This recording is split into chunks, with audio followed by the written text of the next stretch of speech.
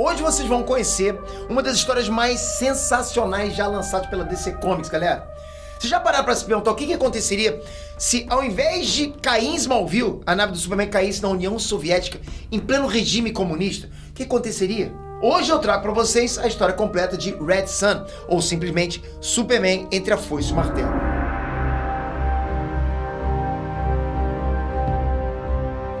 Ei, Nerd Trunks, Peter aqui. Recentemente estreou no serviço de streaming da DC o longa animado de Entre a Foice e o Martelo, que é uma história em quadrinhos de 2003 escrita pelo Mark Millar e considerado por muitos como uma obra de arte e também uma das melhores HQs do Superman já lançadas de todos os tempos. Essa história ela faz parte do selo Elseworlds da DC, que por si só já vale até fazer um vídeo explicando o que é. Mas o que vocês precisam entender dele, para a compreensão dessa história, é que não faz parte da cronologia principal do DC, tipo, não é canônico. E o que acontece nesse universo não interfere nada nos acontecimentos da linha do tempo da DC Comics, ok? Em quadrinhos mais recentes, foi revelado que esse mundo é, na verdade, a Terra 30 do multiverso DC, que não foi afetado pelo evento da Crise nas Infinitas Terras. E, embora não haja uma explicação oficial do porquê não foi afetado pela crise, eu acho que o final dessa história explica o motivo. Então, vê esse vídeo até o final, pra tudo ficar claro pra vocês vão entender tudo, eu prometo. Mas galera, é o seguinte, olha, vídeos de história completa dão muito trabalho, são vídeos longos, exigem muita pesquisa. Então dá uma força pro canal, manda um like, e você que tá conhecendo hoje, se inscreve no canal, a gente sempre traz esse tipo de conteúdo pra vocês. Sempre, quem acompanha a gente sabe disso. E eu tenho certeza que se você se inscrever agora, você vai gostar muito do conteúdo. Vamos lá!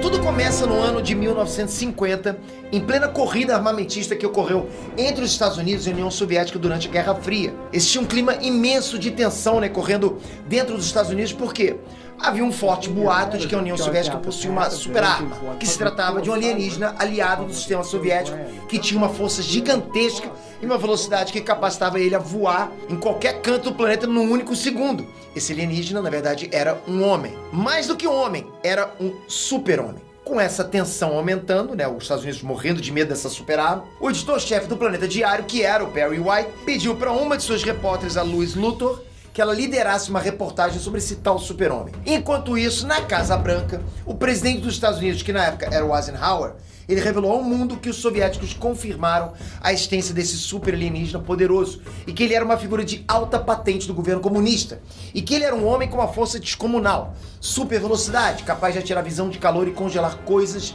com um simples sopro. Mas que inicialmente ele foi encontrado e criado por dois fazendeiros no interior da Ucrânia, que foi onde justamente a nave dele caiu, e cresceu dedicado à ideologia socialista ao lado do Joseph Stalin, na expansão do Pacto de Varsóvia, que visava até incorporar mais nações à União Soviética e ao Partido Comunista. Isso, é claro, deixa os Estados Unidos em pânico geral. Isso é bem típico da Guerra Fria, porque pela primeira vez em toda a história, a soberania americana, como a maior de todas as nações e representante do sistema capitalista, estaria ameaçada. Em resposta a isso, o presidente Eisenhower contata aquele que ele considera o homem mais inteligente do mundo para trabalhar para o governo dos Estados Unidos, Lex Luthor, para que ele possa pensar num plano de contingência contra o Superman. Nessa época, o Lex Luthor era um funcionário dos laboratórios Starr, mas se destacava muito mais do que qualquer um lá dentro. Ele era capaz, por exemplo, de aprender uma nova língua apenas ouvindo ela, ao mesmo tempo que ele lê um simples livro e joga xadrez. E tem um histórico de nunca ter perdido uma única partida sequer de xadrez, ou seja, ele era um verdadeiro gênio. Só que, galera, o Lex Luthor tinha muito pouca consideração pelo que ele chamava de mentes inferiores, entendeu, Ele tinha muito orgulho do intelecto dele e se achava superior a qualquer um por causa disso. Ele não tinha a menor empatia pelas pessoas, tanto que ele colocava qualquer desafio pessoal acima da relação dele com a Lois. Sim, agora vocês entendem por que a Lois se chama Lois Luthor e não Lois Lane. Ela é sim casada com Lex Luthor nesse universo. O Jimmy Olsen, que é um agente da CIA, passa a monitorar o próprio Lex Luthor, que estaria encarregado de iniciar pesquisas com o objetivo de fazer com que os Estados Unidos superem a União Soviética. O Lex percebe que o Superman não é mau, que embora tenha crescido no regime soviético, ele é acima de tudo altruísta e que ele realiza inúmeros salvamentos por todo o globo terrestre, e não só em território protegido pela União Soviética. Então o Lex Luthor dá início ao primeiro plano dele com a autorização do presidente Eisenhower. Em 1957, a União Soviética lançou para a órbita o satélite Sputnik 2, e isso é um dado histórico. Essa HQ faz referências históricas o tempo todo, inclusive. Usando uma tecnologia de interceptação, o Lex Luthor provoca uma queda no satélite. Mas o objetivo não era destruir o satélite, muito menos fazer ele cair na União Soviética, mas sim no centro de Metrópolis. E isso causaria a morte de centenas ou até talvez milhares de pessoas inocentes. No ato heróico, o Superman aparece pela primeira vez em território americano. E com os braços ele agarra o satélite e leva em direção ao mar. Só que no meio do caminho, ele acaba esbarrando naquele globo que fica no topo do prédio do planeta diário e derruba ele, fazendo com que ele caia em direção a uma criança.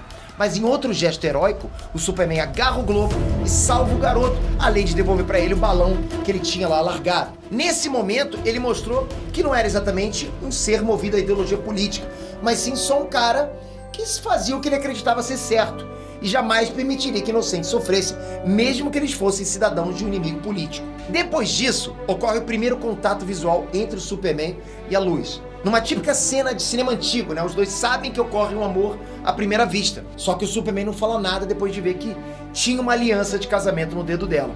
A única coisa que ele faz é ouvir o batimento cardíaco dela, que ficou mais forte. Depois do Superman ir embora, o Lex Luthor revela que o plano dele funcionou. Porque ele sabia que se o Superman entrasse em contato com o satélite, que estaria absurdamente quente, ele acabaria deixando material genético nele. E agora o Lex teria o necessário para produzir o próprio Superman dele.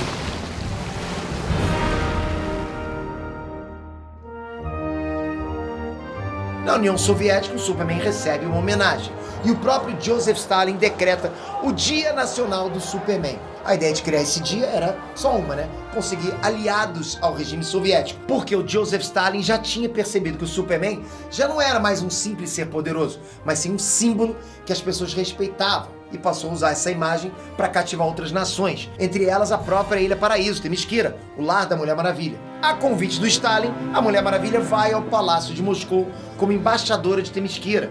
Lá ela conhece o Superman e de imediato ela já se interessa por ele. Achou ele interessante. Só que o Superman acaba se vendo forçado a sair da festa dedicada a ele próprio, porque ele percebeu que alguém muito importante não estava na festa.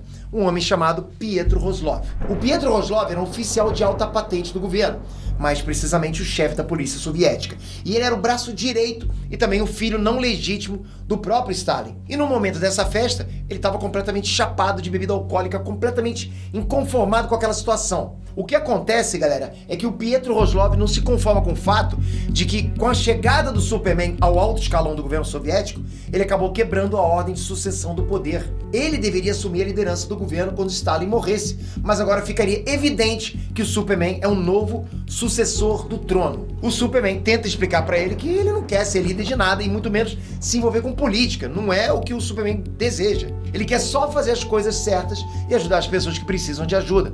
Mas não importa. Afinal, a própria população chamava pela liderança do Superman. Enquanto todos veem o Superman como um herói, como um campeão, com o respeito que ele merecia, o Roslov foi rebaixado a alguém que faria o trabalho sujo do Stalin. E ele começa a lamentar o passado dele e a se culpar por barbaridades que ele fez por ordem do pai dele. Ele então revela que assassinou um casal que fazia panfletagens anti-soviéticas e anti-Superman, e que fez isso diante do filho deles, matando os pais de uma criança a sangue frio. E que ele nunca esqueceu o olhar assustador daquele menino. Ele se diz cansado de trabalhar para esse sistema que não recompensa os esforços dele. Afinal, não importa o quão esforçado ele era, ele jamais chegaria aos pés do que o Superman poderia fazer, e muito menos a liderança da nação soviética. E num ato de desespero, ele coloca a arma na cabeça e atira. Só que o Superman acaba usando a super velocidade dele e segura a bala no ar. O Roslov fica inconformado, fica enfurecido pela raiva, porque nem o direito à própria morte ele tem mais. Só que o Superman interrompe ele, dizendo que ouviu o pedido de ajuda.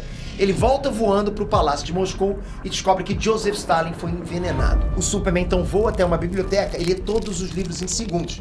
E desse jeito ele descobre que o Stalin foi envenenado com cianureto, que é altamente tóxico. E pouco depois ele acaba morrendo. A União Soviética fica sem o líder e a própria população e a imprensa clamam para que o Superman substitua o Joseph Stalin como líder.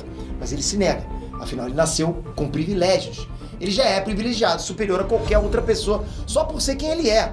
Então, ele assumir a liderança do governo comunista seria uma contradição à própria ideologia socialista.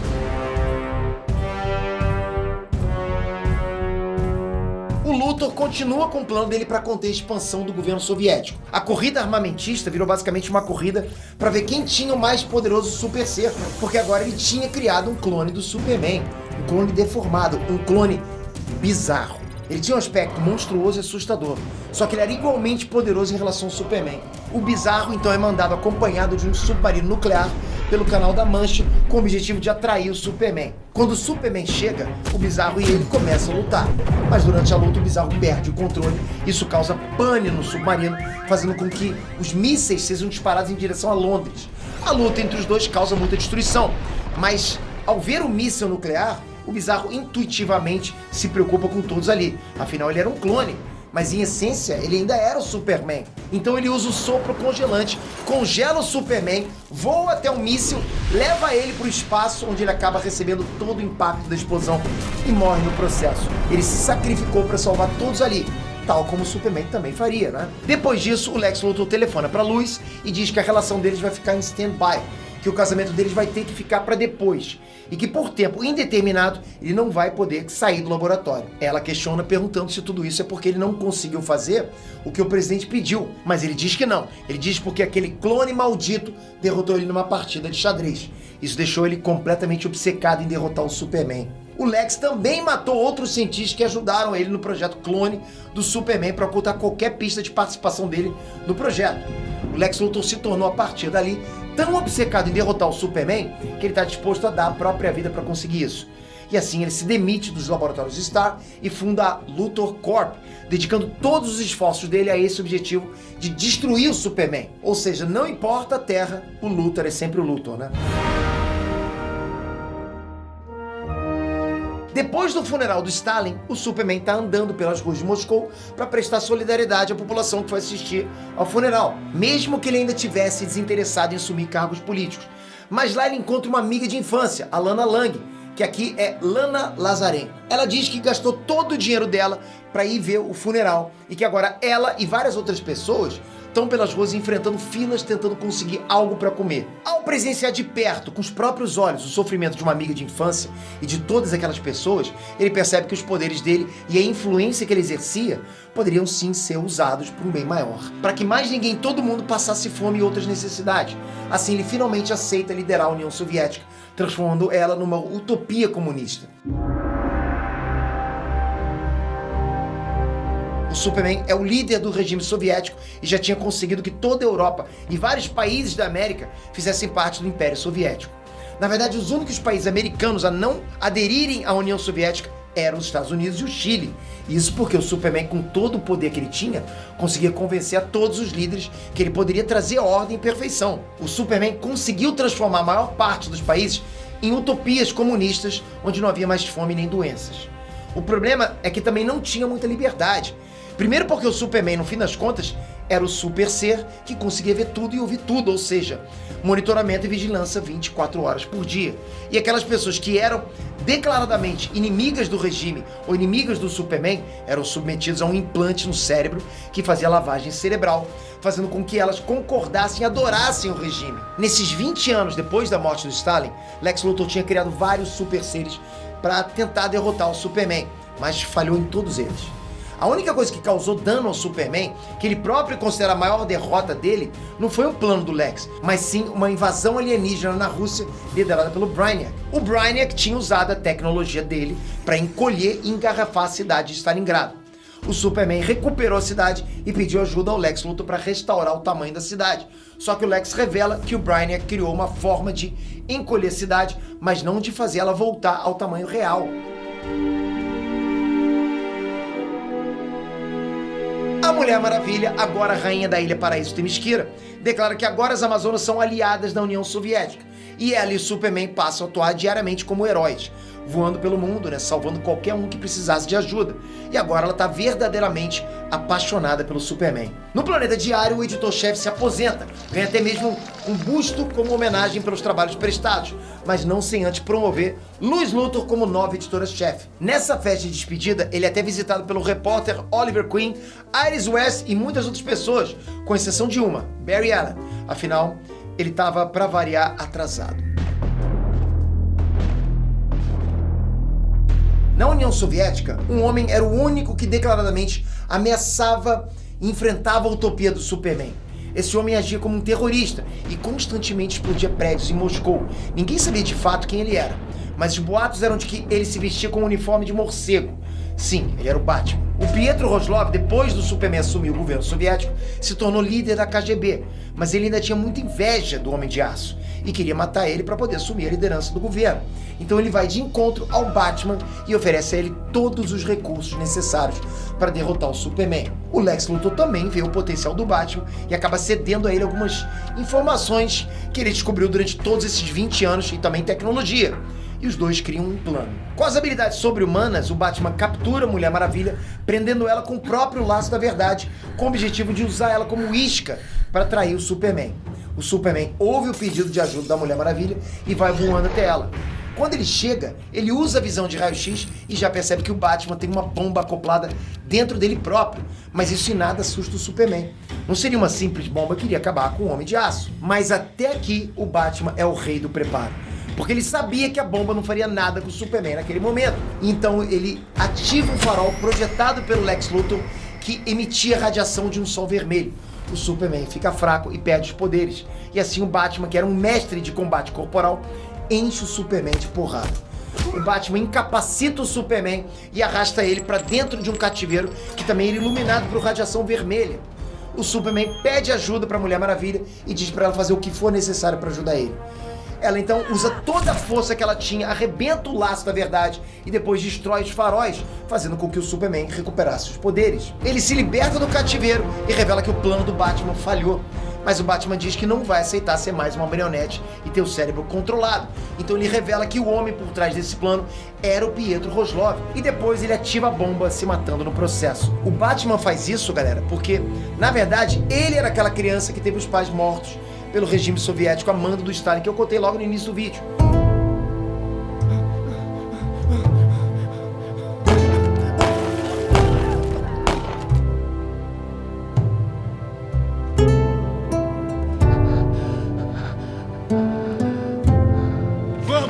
Suma da minha vista. Seus pais estão mortos.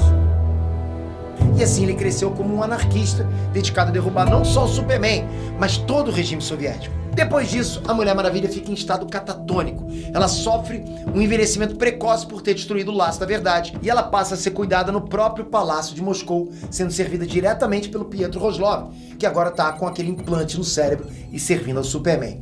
E paralelo a isso, o Batman se tornou um símbolo de combate ao regime comunista, de combate à opressão e de combate à liberdade. Muitas facções independentes passaram a usar a imagem do Batman, do morcego, para representar essas facções. O Batman se tornou um mártir. O Luthor, então, começou a desenvolver um novo plano, até que o governo americano, que agora era liderado pelo Richard Nixon, revelou que o Superman não foi o primeiro alienígena a cair na Terra por acidente, que há décadas atrás ocorreu o caso Roswell, que tinha sido acobertado pelo governo. Uma nave alienígena tinha caído e o único tripulante dela estava morto. E tanto ele quanto a nave eram mantidos na Área 51. Esse tripulante era um ser alienígena chamado Abin-Sur. E dentro da nave existia uma bateria de energia e um anel verde. Eu acho que vocês já entenderam onde é que eu quero chegar. O Lex passou muito tempo estudando esse anel e percebeu que aquilo era mais do que um apetrecho, mas sim uma arma extremamente poderosa. Então ele passou muito tempo estudando formas de replicar aquela tecnologia durante as próximas décadas. O Superman agora tem mais de 60 anos. O Brainiac foi reprogramado para servir ao Superman como um tipo de conselheiro intelectual e se tornou o principal braço direito do Superman. Juntos eles criaram uma super utopia soviética avançada tecnologicamente, além de uma fortaleza na Sibéria chamada Fortaleza de Inverno. O Batman continuou como um símbolo de combate à opressão desse sistema comunista, e a imagem dele é seguida e é até idolatrada por vários rebeldes, chamados Homens Morcegos. O mundo está em paz aparente. Os poucos crimes que ainda ocorrem estão relacionados a tentar derrubar o regime. Mesmo os desastres naturais pararam de acontecer simplesmente porque o Brainiac criou tecnologias para regular a quantidade de chuva nas regiões do mundo. E a expectativa de vida subiu para 130 anos. Não tinha pobreza, não tinha desemprego, não tinha fome e não tinha liberdade. Todo o globo era 24 horas por dia monitorado e vigiado pelo Superman. E de tudo que ele fez, o único fracasso foi de fato não ter conseguido reverter o encolhimento da cidade de Stalingrado, que passou todas essas décadas dentro de uma garrafa. Os Estados Unidos, então, começam, de fato, a tentar dar a volta por cima quando Lex Luthor se torna o presidente dos Estados Unidos. Como o mundo inteiro está mergulhado no regime comunista, o Lex controla toda a economia interna dos Estados Unidos, tendo controle sobre toda e qualquer nota de dólar do país. E isso reestrutura toda a economia. Só que tudo isso não era sede de poder ou preocupação com a nação americana, mas sim só mais um plano para tentar derrotar o Superman. Galera, vocês têm que perceber que desde a partida de xadrez contra o Bizarro, tudo que o Lex Luthor fez foi uma justificativa para tentar destruir o Superman. O Lex conta pro Jimmy Olsen, que agora era o vice-presidente, que depois de 18 anos de estudo, ele entendeu o funcionamento da bateria e do anel, e que aquela energia era movida por força de vontade. Então, para enfrentar o Superman, ele reuniu os soldados com a maior força de vontade do exército americano, que seriam liderados pelo coronel Hal Jordan, se tornando o primeiro membro da tropa Lanterna Verde. Na Ilha Paraíso, as Amazonas também passam a desaprovar as atitudes do Superman. Elas mostram que a própria Mulher Maravilha foi manipulada pela sede de poder dele no momento em que ela abriu mão de tudo, rompendo o laço da verdade só por obediência a ele. Ela percebe que as boas intenções dele se tornaram uma ditadura mundial, onde só o poder importava, pouco ligando para as consequências. E isso faz com que Lois Luthor, que agora é a primeira-dama, vá até Themyscira para negociar uma aliança com as Amazonas numa luta contra o regime do Superman. Na Fortaleza de Inverno, o Brainiac mostra ao Superman várias simulações e tenta convencer ele a invadir os Estados Unidos, já que os Estados Unidos era a única nação a não se aliar ao regime soviético. Só que o Superman se nega, dizendo que ele nunca precisou de uma guerra para convencer ninguém a se aliar. Só que, simplesmente contrariando qualquer coisa, o Lex Luthor simplesmente aparece ali, na Fortaleza de Inverno, mesmo com ela sendo monitorada por um intenso sistema de segurança, pegando todo mundo de surpresa. Ele tá ali para enfrentar o Superman intelectualmente, tentando realmente convencer ele, com a inteligência que ele tem, que ele tá errado. O Brainiac toma controle da fortaleza e faz vários tentáculos robóticos agarrarem o Lex Luthor e puxar ele para o interior da base, onde ele seria também submetido à lavagem cerebral. O Superman tenta impedir ele de fazer isso, mas o Brainiac afirma que não tinha outra forma e que o Lex seria capaz de fazer o Superman se autodestruir em só 14 minutos. Com o comunicado de que o presidente dos Estados Unidos foi capturado, o coronel Hal Jordan aciona a tropa dos Fuzileiros Verdes numa investida contra o Superman. Alguns soldados, inclusive, possuem nomes bem conhecidos, né? Stewart, Gardner, Rayner e até mesmo Scott, cada um dos Lanternas Verdes humanos. O Superman sozinho entra em combate direto com os Fuzileiros Verdes, afinal o poder do anel era movimentado por pensamentos, e o Superman era mais rápido que o tempo de um processamento de um pensamento humano. A Mulher Maravilha surge logo depois, liderando um segundo ataque contra o Homem de Aço, mas elas também são derrotadas pelo Superman. Quando o Superman já está próximo à Casa Branca, um grupo de seres criados pelo próprio Lex Luthor partem em combate ao Superman, entre eles o próprio Apocalipse. Mas eles também não oferecem resistência e acabam sendo derrotados. Quando o Superman chega ao jardim da Casa Branca, o Superman encontra a Lois Luthor ali mesmo e pede para ela se retirar, porque ele vai destruir tudo e derrubar o governo americano. Ela diz que não vai sair porque aquele era o lar dela e que ela ainda tinha uma arma no bolso do casaco. Usando a visão de raio-x, o Superman vê um envelope com uma carta dentro, escrita pelo próprio Lex Luthor. Com uma única frase escrita naquela carta, o Superman simplesmente desmonta. Ele desaba e desiste dessa loucura. Todos esses conflitos durante todos esses anos eram única e exclusivamente parte dessa cereja do bolo que o Lex Luthor tinha planejado contra o Superman, para fazer ele se autodestruir de dentro para fora. Lois Luthor vê o Superman completamente arrasado. Ela abre a carta para ver o que estava escrito e a carta dizia: "Por que você simplesmente não coloca o mundo inteiro em uma garrafa, Superman?" Era exatamente isso que o Superman estava fazendo. Ele reconhece, que, embora ele tenha tido boas intenções, os fins não justificam os meios.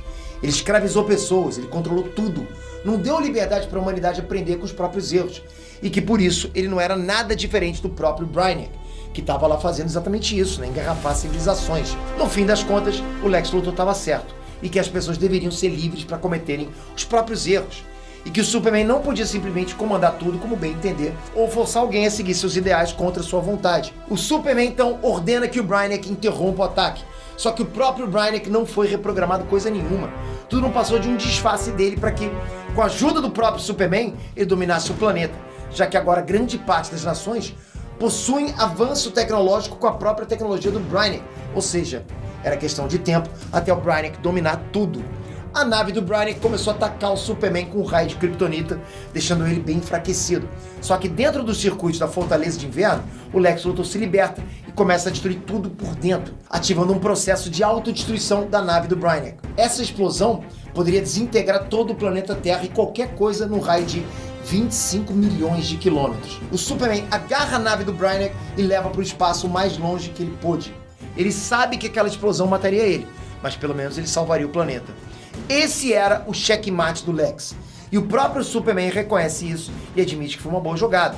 Com o Superman dado como morto, o Império Soviético caiu e o caos se generaliza, mas os justiceiros que seguiam a imagem do Batman se encarregam de restaurar a justiça pelas ruas. Em 6 meses, o Lex Luthor passou a comandar toda a economia do ex-Império Comunista e passou também a ter acesso a todas as informações da Fortaleza de Inverno, que passou a ser a residência oficial dele. Depois de ler as anotações do Superman, ele percebe que muitas delas são ideias ótimas e passa a integrar elas à própria ideologia dele, criando o lutorismo, dando origem aos Estados Unidos globais. Em 2004, ele ganhou a reeleição à presidência dos Estados Unidos com 100% dos votos. Na verdade, 101%, mas ninguém sabe como é que isso é possível, né? Enfim. Sob o comando do Lex, né, que tinha colocado cientistas, artistas, escritores, filósofos de alta patente como seus ministros, ele extinguiu doenças que até então não tinham cura, como câncer, AIDS, até diabetes. Ele também erradicou cegueira e estabilizou a economia do mundo, e agora a expectativa de vida era de 180 anos. Com 120 anos de governo,